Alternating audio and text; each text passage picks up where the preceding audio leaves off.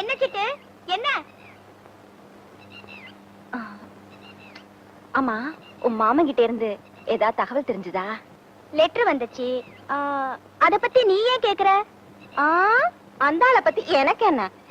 ஏதோ உன் மாமன் ஆச்சே, என்ன ஆச்சுன்னு கேட்டேன். மாமா பட்டாளத்துல சேர்ந்துடுச்சான். பட்டாளத்துல சேர்ந்தா திரும்பி வரதுக்கு 10 வருஷம் ஆகுமாமே.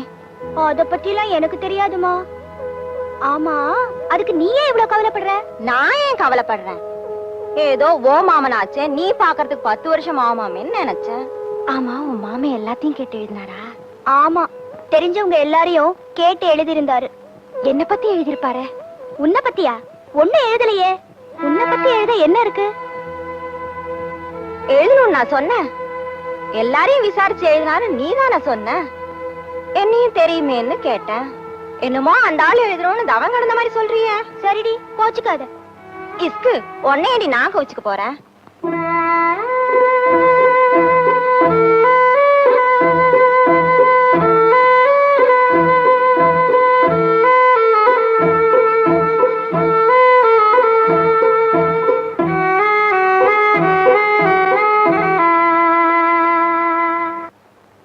ஏன்பா தம்பி என்னப்பா எழுதியிருக்கா கடுதாசியில?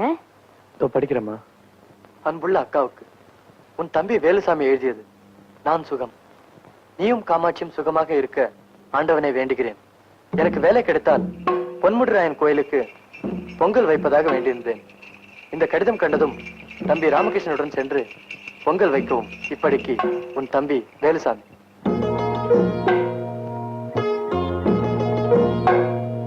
சாமி கடவுளே, எங்களெல்லாம் நல்லபடியா காப்பாத்த.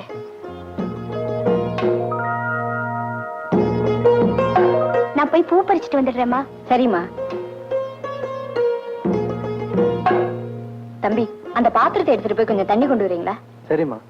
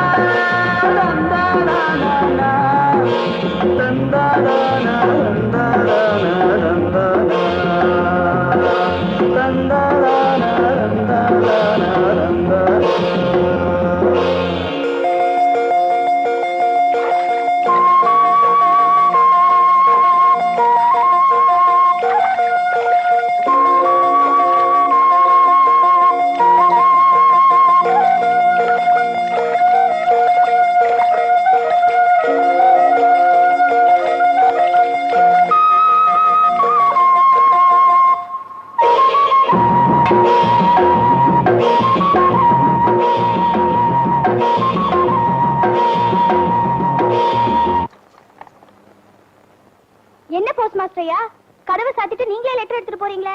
நல்ல பொண்ணுமா நீ. அந்த பிள்ளையாண்டான அழைச்சிட்டு போய் பொங்க வைக்கிறேன்னு தண்ணியில தள்ளி விட்டுட்டு இப்ப அவனுக்கு நல்ல ஜுரம் அடிக்கிறது. ஜுரமா? ஆமாம்மா, கஷாயம் காய்ச்சி கொடுத்துட்டு வந்திருக்கேன். பாவம், அவனுக்குன்னு வேற யாரு இருக்கா?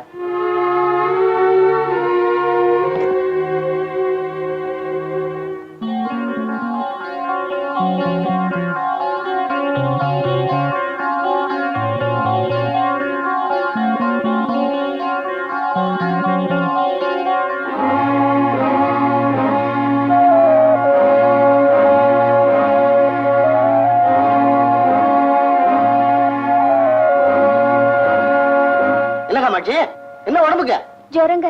ஜுரமா? கைய கொண்டா? ஆஹா, எனக்கு இல்லைங்க. எனக்கு ரொம்ப வேண்டிய ஒருத்தருக்கு. அதுக்கு மருந்து வேணும். வியாதிஸ்தரை பார்க்காம எப்படிமா மருந்து கொடுக்கறது? ஜுரம் எதனால வந்துச்சு? தண்ணியில விழுந்ததுனால. நீர் ஜுரமா? கொஞ்சம் இருமா.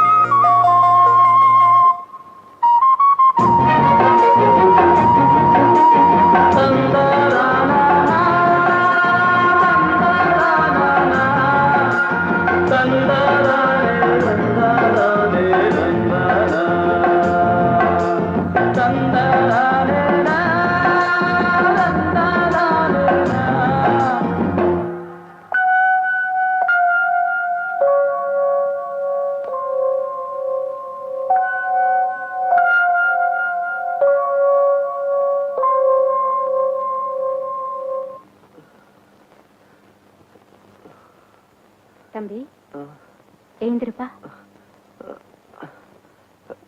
பாத்துப்பா, முள்ளமா.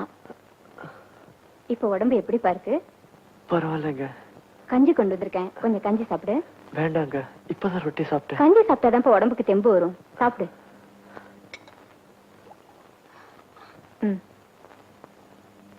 ஏன்பா கண்ணு கலங்குது?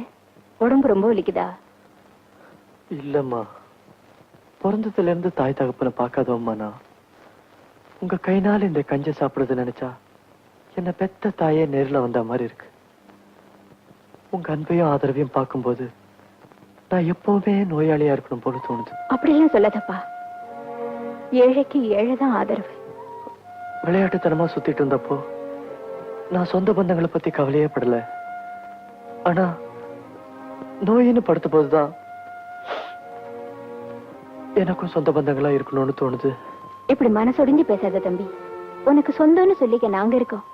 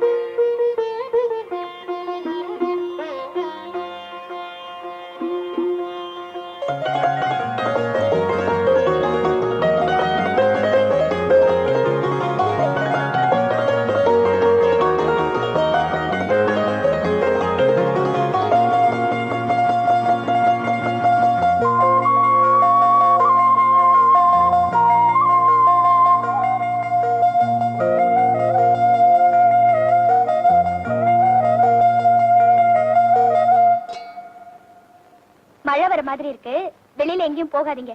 திரும்பவும் காய்ச்சல் வந்துட போகுது.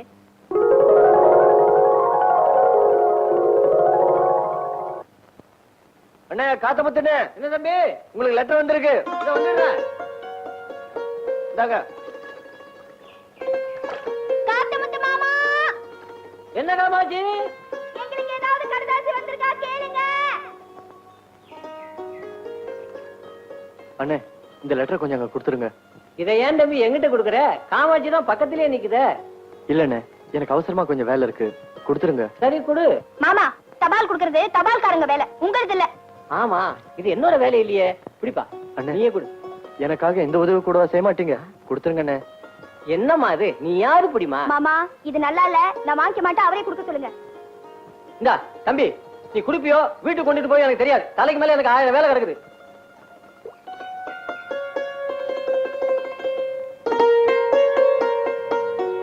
காமாட்சி, உங்க மாமா லெட்டர் எழுதிருக்காரு. இந்தா. நீங்களே வந்து அதை படிச்சு காட்டுங்க.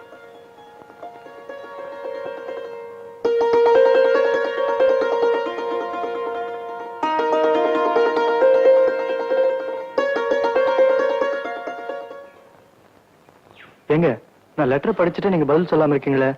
சொல்றேன், எழுதிக்கிங்க. என் பிரியமானவருக்கு உங்கள் அன்புக்குரியவள் எழுதுவது. நாங்கள் சுகம். உங்கள் சுகமறிய ஆவல்.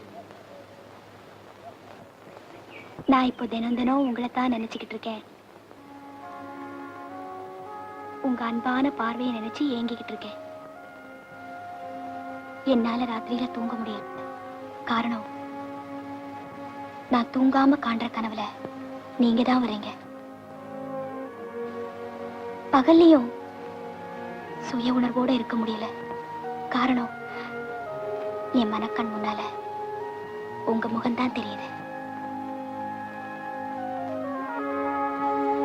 என்னோட கண்ணுலயும் கனவுலையும் உள்ளத்துக்குள்ளேயும் உணர்ச்சிகள்லயும் நிறைஞ்சிருக்கிற உங்களை அடிக்கடி பார்த்துக்கிட்டே இருக்கணும் போல இருக்கு. என்ன மறந்துடாதீங்க. எத்தனை ஜென்மம் எடுத்தாலும் நீங்க தான் என் புருஷன். நான் தான் உங்களுக்காக எப்போதும் ஏங்கி காத்துக்கிட்டு இருக்கிற மனைவி. இப்படிக்கு உங்களையே எண்ணி உயிர் வாழ்ந்து கொண்டிருக்கும் உங்களோட காமாட்சி.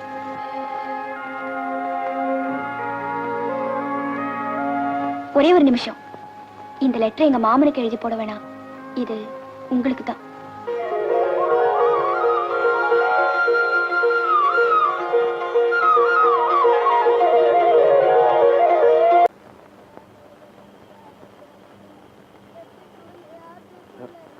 என்ன காமாட்சி அது?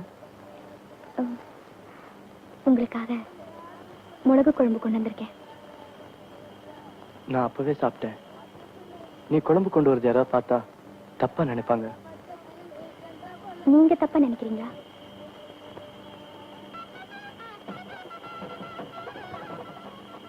வேலன் உன் மேல உயிரியா வச்சிருக்காரு.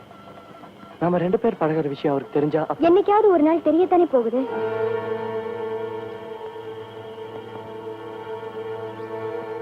என் மாமா கிட்ட எனக்கு ஆசை இல்லை, வெறும் அன்புதான் இருந்துச்சு.